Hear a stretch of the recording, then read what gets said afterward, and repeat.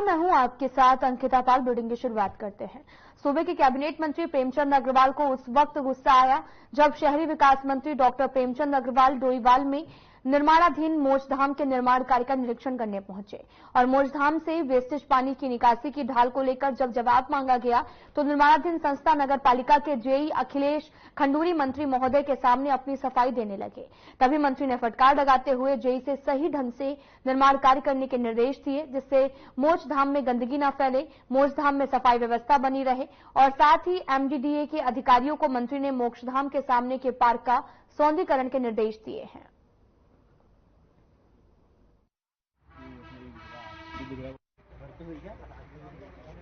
काम एक यहाँ की बहुत बड़ी आवश्यकता थी।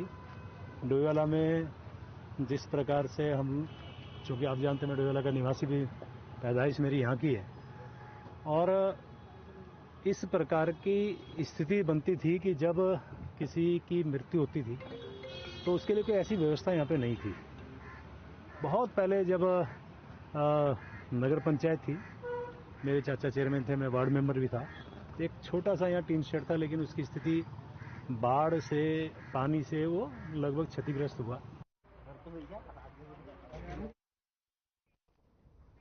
देहरादून से बड़ी खबर आ रही है, जहां पर मुख्य सचिव राधा रतूड़ी का सेवा विस्तार फिर दिया जा सकेगा। सेवा विस्तार, बड़ी खबर इस वक्त की। 30 सितंबर को कार्यकाल हो जाएगा समाप्त, 6 महीने का कार्यकाल हो जाएगा समाप्त। एसीपी आनंद वर्धन हो सकते हैं नए चीफ सेक्रेटरी। वरिष्ठतम सूची के हिसाब से वर्धन सबसे आगे। एसीएस, आपको बताते चले कि 1992 बैच के आईएएस अधिकारी हैं आनंद वर्धन। जून 2027 को होंगे सेवानिवृत्त। सीएम पुष्कर सिंह धामी ने अभी नहीं खोले पत्ते। बड़ी खबर, जहां पर अगला मुख्य सचिव कौन होगा इस पर सबकी निगाहें। बड़ी खबर है टीवी स्क्रीन पर, जहां पर आपको बताते चले कि लगातार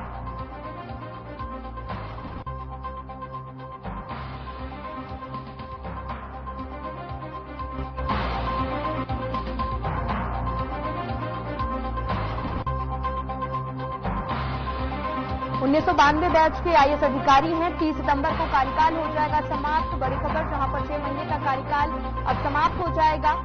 एसीएस आनंद वर्धन ने, आपको बताते चले कि बड़ी खबर इस वक्त की, वरिष्ठतम सूची के हिसाब से वर्धन सबसे आगे है। 1992 बैच के आईएएस अधिकारी हैं और 30 सितंबर को कार्यकाल समाप्त होने वाला है। जून 2027 तक सेवानिवृत्त है। सीएम पुष्कर सिंह धामी ने अभी तक कोई ऐलान नहीं किया।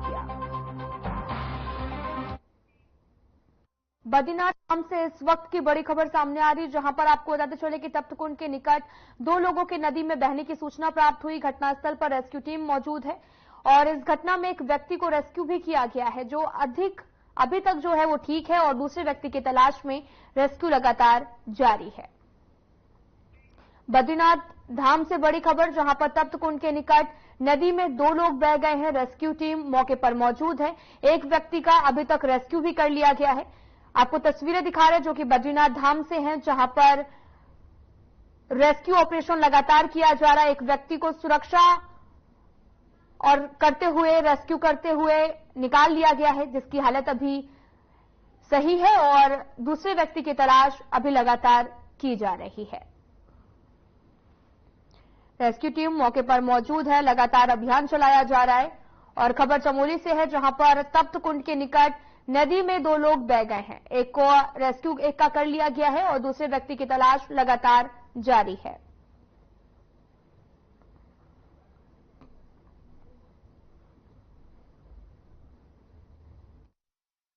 पता चले कि बद्रीनाथ धाम की तस्वीरें दिखा रहे हैं, जहां पर रेस्क्यू टीम लगातार मौजूद है और रेस्क्यू अभियान भी वहां पर किया जा रहा है, जहां पर 2 लोग तप्तकुंड के निकट नदी में बहने का मामला सामने आया है।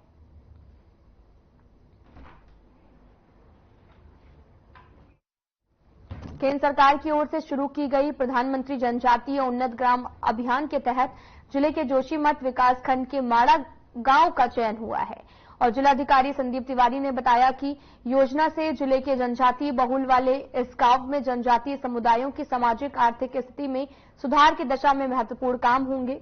जनजातीय बहुल गांवों के लिए भी शुरू की जाने वाली योजना प्रधानमंत्री जनजातीय उन्नत ग्राम अभियान को केंद्रीय कैबिनेट द्वारा मंजूरी भी दी गई है। योजना को लेकर केंद्रीय जनजातीय मामलों के मंत्रालय की अपर सचिव आर जया ने वीडियो कॉन्फ्रेंसिंग के माध्यम से जिलाधिकारियों और जनजातीय कल्याण विभाग के अधिकारियों को योजना की जानकारी दी है। योजना में जनजातीय समुदायों की सामाजिक आर्थिक स्थिति में सुधार के लिए 25 कार्यक्रम शामिल किए गए हैं, जिन्हें केंद्र सरकार के 17 मंत्रालयों के माध्यम से कार्यान्वित भी कराया जाएगा।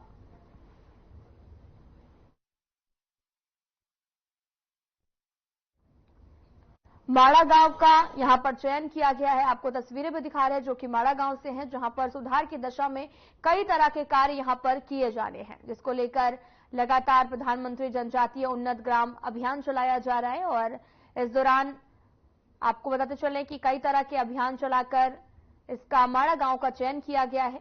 और आपको बताते चलें कि माड़ा गांव पहले भी काफी सुर्खियों में रहा है और अभी भी सुधार की दशा में कई तरह के महत्वपूर्ण कार्य किए जा रहे हैं। जोशीमठ मलारी नीति मोटर मार्ग पर रेडी गांव के निकट मलवा बोडरो के आने से जियो का टावर और मोटर मार्ग पूरी तरह से क्षतिग्रस्त हो गया है, जिससे यातायात के लिए अवरुद्ध हो गया है।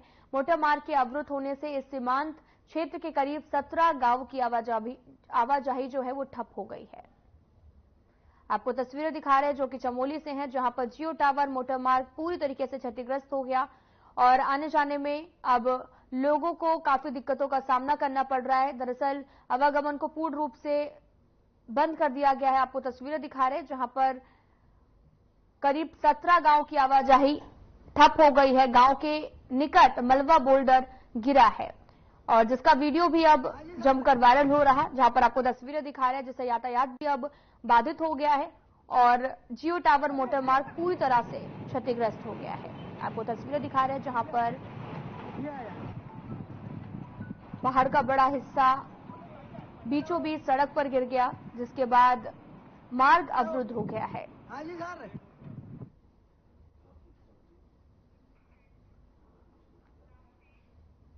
पिंडरवेली कंडक्टर एसोसिएशन ने अपनी विभिन्न मांगों को लेकर उप जिलाधिकारी थराली के माध्यम से मुख्यमंत्री को ज्ञापन प्रेषित किया है। इस दौरान संगठन ने प्रदर्शन करते हुए अपनी मांगे पूरी किए जाने के लिए नारेबाजी की। संगठन ने मुख्यमंत्री को भेजे गए ज्ञापन में 10 करोड़ तक के कार्य उत्तराखंड के स्थायी और मूल्य लोगों को देने की मांग की है। इसके साथ ही उन्होंने ये भी कहा कि केंद्र और राज्य सरकार के बजट का 80% के निर्माण कार्य उत्तराखंड के लोगों द्वारा निर्माण कराया जाए। इसके अलावा कई अन्य मांगे भी की गई थी। पिंडरवेली कॉन्ट्रैक्टर एसोसिएशन की मांग है, जहां पर मांगों को लेकर सीएम को यहां पर ज्ञापन भी भेजा गया है और साथ ही आपको यह भी बताते चले कि मांगे पूरी नहीं होने पर जमकर नारेबाजी भी की है और मांगों को लेकर सीएम को ज्ञापन भी सौंपा है। आपको तस्वीरें दिखा रहे हैं जहां पर कर्मचारी इकट्ठा होकर पहले नारेबाजी की और इसके बाद सीएम के नाम पर ज्ञापन भी सौंपा है। पिंडरवेली कॉन्ट्रैक्टर एसोसिएशन की मांग लगातार जारी है, जिसको लेकर अब ज्ञापन भी सौंप दिया गया है।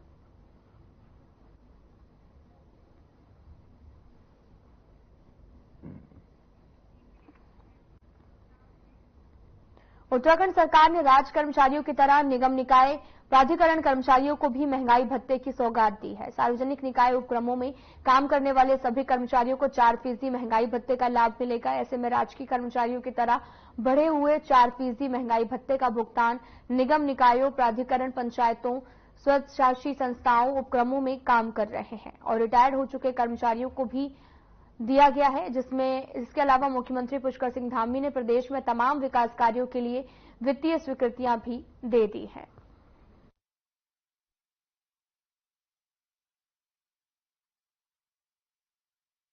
ने मंजूरी दे दी है और साथ ही निगम निकाय प्राधिकरण कर्मियों को बड़ी सौगात भी दी है, जिसके बाद आपको बताते चलें कि कर्मचारियों में खुशी का माहौल है और 4% महंगाई भत्ता देने की बात भी की गई है, जिसके बाद कर्मचारियों में खुशी देखने को मिल रही है।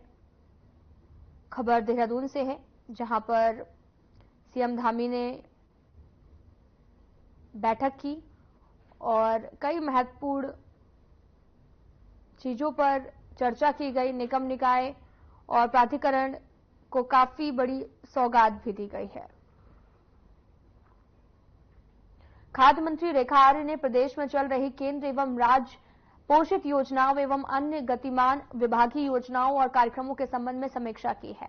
मंत्री ने कहा कि खाद्य विभाग द्वारा अंत्योदय पीएचएस कार्ड धारकों, राज्य खाद्य योजना कार्ड धारकों को नियमित रूप से पीडीएस सिस्टम की तरफ से दिए जा रहे खाद्यान्नों जैसे कि चावल, गेहूं, मुफ्त गैस रिफिलिंग की सुविधा प्रदान की जा रही है। खाद्य मंत्री ने मुफ्त गैस रिफिलिंग के लिए विभाग द्वारा अभी तक बजट जारी नहीं किए हैं और सख्त नाराजगी जताते हुए कहा कि शीघ्र ही इस संबंध में प्रस्ताव तैयार कर आगामी कैबिनेट में प्रस्तुत किया जाएगा, जिससे प्रदेश के लगभग 1,84,000 परिवार मुफ्त गैस रिफिलिंग योजना से लाभान्वित होते रहेंगे। उन्होंने मुख्यमंत्री नमक पोषण योजना और साथ ही प्रगति पर संतोष जताते हुए कहा कि कार्ड धारकों द्वारा इस योजना का पोषण दरों के लिहाज से समुचित लाभ लिया जा रहा है।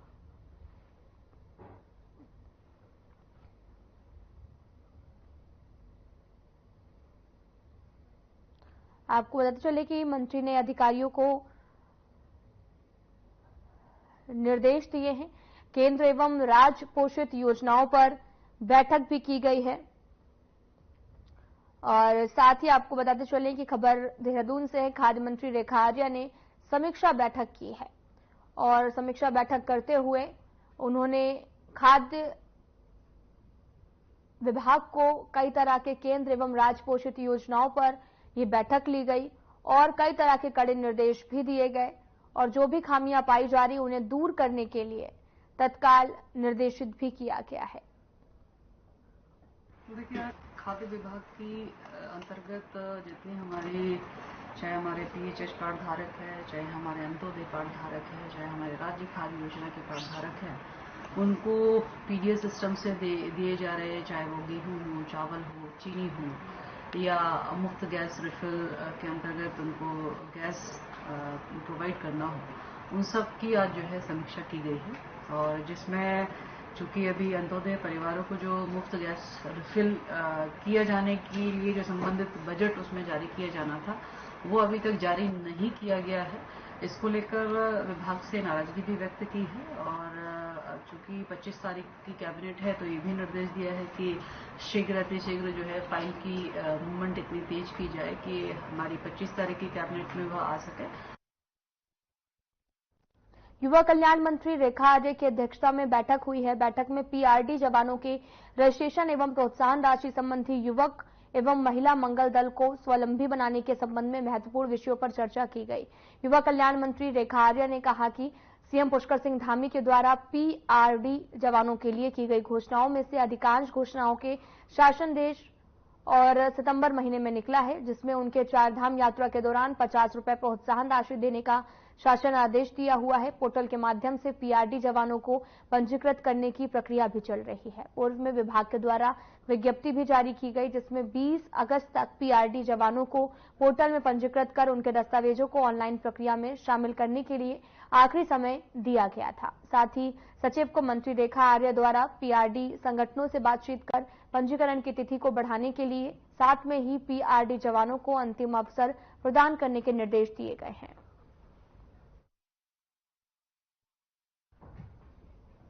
आपको बताते चले कि मंत्री रेखा आर्य की अध्यक्षता में बैठक की गई है और कई महत्वपूर्ण मुद्दों पर बातचीत की गई।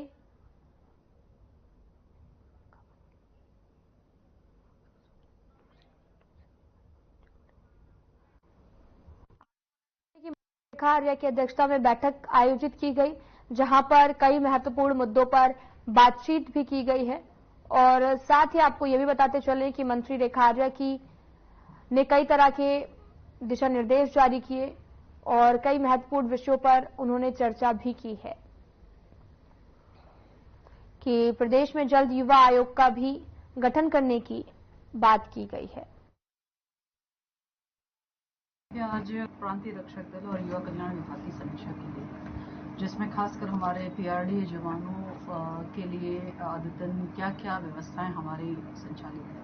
माननीय मुख्यमंत्री जी ने उनके लिए जो घोषणाएं करी हैं उसमें हम लोगों ने कितना इम्प्लीमेंट किया है, तो देखा एक गया है कि माननीय मुख्यमंत्री की घोषणा के सापेक्ष में लगभग 3-4 घोषणाओं में 2-3 घोषणाओं का शासनादेश अभी सितंबर माह में ही निकला है, जिसमें उनके 4 धाम यात्रा के दौरान में 50 रुपये अतिरिक्त प्रोत्साहन राशि दिए जाने के संदर्भ में है। बहुत ही महिलाओं की सुरक्षा को लेकर कांग्रेस पार्टी के प्रदर्शन पर बीजेपी ने तंज कसा है। बीजेपी का कहना है कि कांग्रेस पार्टी को उन्हीं राज्यों के महिलाओं की सुरक्षा याद आ रही जिन राज्यों में बीजेपी की सरकार है। कांग्रेस पार्टी को अपनी नजरें उन राज्यों में डालनी चाहिए जहां पर कांग्रेस पार्टी की सरकार है। उन महिलाओं की सुरक्षा को लेकर कांग्रेस पार्टी दोहरा जो रवैया है वो अपना रही है। मुख्यमंत्री पुष्कर सिंह धामी ने कुशल नेतृत्व में प्रदेश में महिलाओं की सुरक्षा को लेकर सख्त कदम उठाए हैं। महिलाओं की सुरक्षा को लेकर सरकार गंभीर है। अपराधियों के खिलाफ सख्त कार्रवाई भी की जा रही है। साथ ही आपको ये भी बताते चले कि लव जिहाद जैसे मसले को लेकर बीजेपी सरकार ने ऐतिहासिक कदम भी उठाया। प्रदेश में नया कानून बनाया गया ताकि बहन बेटियों की अस्मिता के साथ खिलवाड़ करने वालों के खिलाफ प्रभावी कानूनी कार्रवाई हो सके। इसके साथ ही उन्होंने कहा कि कांग्रेस पार्टी महिलाओं की सुरक्षा के नाम पर सियासत कर रही है। आपको बताते चलें कि महिला सुरक्षा को लेकर कई तरह के सवाल उठाए हैं। महिला सुरक्षा के नाम पर कांग्रेस की सियासत लगातार जारी है। साथ ही प्रेस कॉन्फ्रेंस करके कांग्रेस पर तंज कसा। उन्होंने कहा कि जहां जहां पर बीजेपी की सरकार है, जिस राज्य में बीजेपी की सरकार है, उस राज्य पर महिलाएं सुरक्षित हैं और जहां पर कांग्रेस की सरकार है वहां पर कांग्रेस ध्यान नहीं दे रही। लगातार महिलाओं के साथ उत्पीड़न जो है वो बढ़ता जा रहा है और महिला सुरक्षा को लेकर कई तरह के सवाल भी खड़े किए हैं। महिला सुरक्षा के नाम पर कांग्रेस की सियासत पर भी सवाल उठाए हैं। देखिए, सबसे पहले मैं तो ये बताना चाहूँगा कि जो भी घटनाएं घटी हैं उनके खिलाफ, दोषियों के खिलाफ सरकार के द्वारा बहुत कड़ी कार्रवाई की गई है और चाहे दोषी कोई भी हो, किसी को बख्शा नहीं गया है। लेकिन कांग्रेस कुछ आरोप लगाने से पहले, इस तरह के आरोप लगाने से पहले उनको अपने गिरबान में झांकना चाहिए कि उनके जो शासित राज्य हैं या जब कांग्रेस की यहां पर सरकार थी उस समय किस तरह के प्रकरण सामने आए। हल्द्वानी विधायक सुमित हृदेश ने नैनीताल जिले की जिलाधिकारी द्वारा नगर निगम क्षेत्र में लगाए जा रहे जन समाधान दिवस पर सवाल उठाते हुए कहा कि उनके विधानसभा क्षेत्र के अंतर्गत लगने वाले जन समाधान दिवस पर न तो सही समय पर विधायक को जानकारी दी जा रही है, न ही फरियादियों को सही तरीके से सुना जा रहा है। उन्होंने कहा कि जिस तरह से जिला अधिकारी बीजेपी के पदाधिकारियों को बगल में बैठाकर जनता दरबार लगा रहे हैं, एक प्रिंसिपल की तरह फरियादियों से भी व्यवहार कर रही है, वह बेहद दुर्भाग्यपूर्ण है। यही नहीं, विधायक सुमित हृदेश ने कहा कि इसी तरह के अधिकारी बीजेपी की नया डुबाएंगे और आने वाले विधानसभा चुनाव में ऐसे अधिकारियों की बदौलत बीजेपी का सुपड़ा साफ होगा। देखिए, ये जो नगर निगम के चुनाव से पहले ही ठीक, चलो वार्डों की याद आई, डीएम दरबार लग रहा है। पहली जो इनकी मीटिंग हुई उसकी तो मेरे को सूचना भी नहीं मिली कि वार्ड नंबर 1 से 10 तक की बैठक होनी है। दूसरी, जब वार्ड 10 से 20 की जब ये जनता दरबार की बात हुई तो एक शाम पहले हमारे जो नगर आयुक्त साहब हैं उनका व्हाट्सएप पे मुझे संदेश आया। अब तीसरी जो हुई, इसका एक दिन पहले वहां से पत्र आया और भारतीय जनता पार्टी के लोगों को हफ्ते भर पहले से पता है, 10 दिन पहले से कि कैंप कार्यालय लग रहा है, जनता दरबार लग रहा है। कार्यक्रम में उसके तो स्थानीय विधायक को भी जानकारी देने के लिए। उत्तराखंड में दंगों प्रदर्शन के दौरान सरकारी निजी संपत्तियों को नुकसान पहुंचाने वालों पर कार्रवाई के लिए उत्तराखंड लोक और निजी संपत्ति क्षति वसूली विधेयक 2024 को राजभवन की मंजूरी मिल गई है और अब उत्तराखंड में यूपी और हरियाणा की तरह सार्वजनिक और निजी संपत्तियों को नुकसान पहुंचाने वाले उपद्रवियों से नुकसान की भरपाई भी की जाएगी। और साथ ही सीएम पुष्कर सिंह धामी सहित बीजेपी नेताओं ने इस विधेयक को जो है वो राज्य के लिए भी जरूरी बताया है, लेकिन ये कानून किसी एक विशेष समुदाय को डराने के लिए बनाया गया कानून है। बीजेपी कानून व्यवस्था को सही से लागू कर पाने में असमर्थ है, इसलिए उसे इस प्रकार का कानून बनाने की जरूरत है। मुझे आप ये बताइए, भाजपा को आज 7.5 साल हुए, पहले भी उत्तराखंड में भाजपा रही, उत्तर प्रदेश में रही, क्या आज तक जो अन्यायी हैं, जो गलत काम करते हैं, क्या उनके लिए कानून नहीं था? आप कानून का पालन नहीं करते, क्यों? खोखली बातें क्यों? मुझे आप बता दो, संविधान में न्याय व्यवस्था में हर चीज के लिए कानून, अगर कानून की तर्ज पर अगर आप सही पालन करेंगे तो जो अन्याय कर रहा है उसको दंड मिलेगा, जो सही है उसको सही। लोकसभा में नेता प्रतिपक्ष राहुल गांधी पर सत्ता दल बीजेपी की तरफ से आपत्तिजनक बयानबाजी पर कांग्रेस पार्टी नाराज नजर आ रही है। इस बात को लेकर उत्तराखंड के नेता प्रतिपक्ष यशपाल आर्य ने बीजेपी को आड़े हाथों लेते हुए कहा कि निश्चित रूप से बीजेपी राहुल गांधी से घबराई हुई है, डरी हुई है, लेकिन राहुल गांधी डरने वाले नहीं हैं। साथ ही उन्होंने कहा कि राहुल गांधी के परिवार ने देश की आजादी के लिए खुद को न्यौछावर किया है, लेकिन क्या बीजेपी को अधिकार है कि वो कांग्रेस के नेताओं पर अभद्र टिप्पणी करे? यह एक अहम सवाल भी है।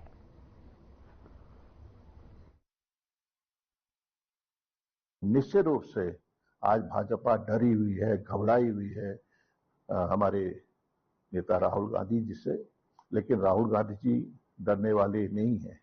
उनका एक इतिहास है, उनके परिवार ने देश की आजादी के लिए अपने को न्यौछावर किया है। पंडित जवाहरलाल नेहरू जी ने देश के लिए स्वतंत्रता संग्राम में हिस्सा लिया। यहीं अल्मोड़ा जेल हो या देहरादून की जेल हो, लगातार कई वर्षों तक जेल में बंद रहे, देश आजाद किया, सबका योगदान रहा है। उत्तराखंड कांग्रेस ने प्रदेश में महिलाओं पर हो रहे अपराधों, अत्याचारों पर सीएम आवास पर कूच किया था, जिसमें पूरे प्रदेश की महिला कांग्रेस की नेत्री और कांग्रेस के नेता शामिल रहे हैं। इस दौरान प्रदर्शन में पुलिस के साथ काफी नोकझोंक हुई है। इसी को लेकर उत्तराखंड कांग्रेस की मुख्य प्रवक्ता गनीमा दसौनी ने बीजेपी सरकार पर हमला करते हुए कहा कि राज्य की पुलिस ने जिस तरह से रुद्रपुर में हुए और देहरादून में महिलाओं के साथ बर्बरता की, वो नाकाबिले बर्दाश्त है। काम कर रही है। निश्चित तौर पर प्रदेश की जनता ऐसी सरकार को आने वाले वक्त में सबक सिखाएगी।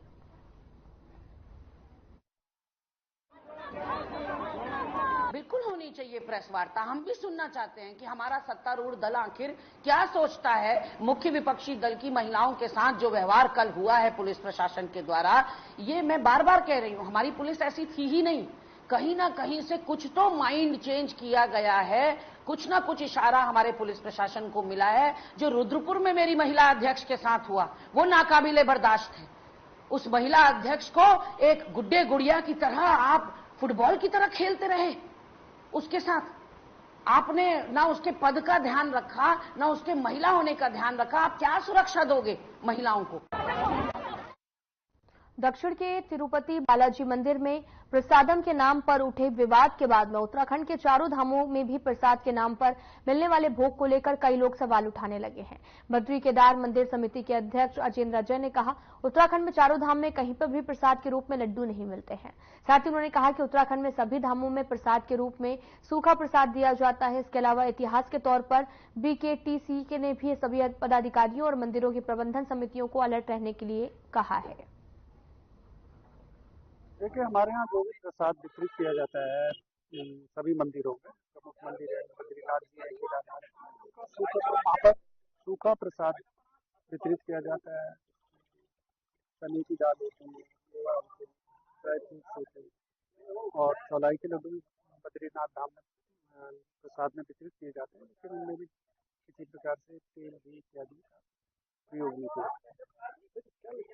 भविष्य में ये सब चीजें ना हो, पहले से ही सतर्क रहने के लिए निश्चित रूप से हम समय समय पर जो भी हमारे यहाँ प्रसाद वितरित होता है उसके क्वालिटी कंट्रोल पर ध्यान देते हैं। फिलहाल में इतना ही। नमस्कार।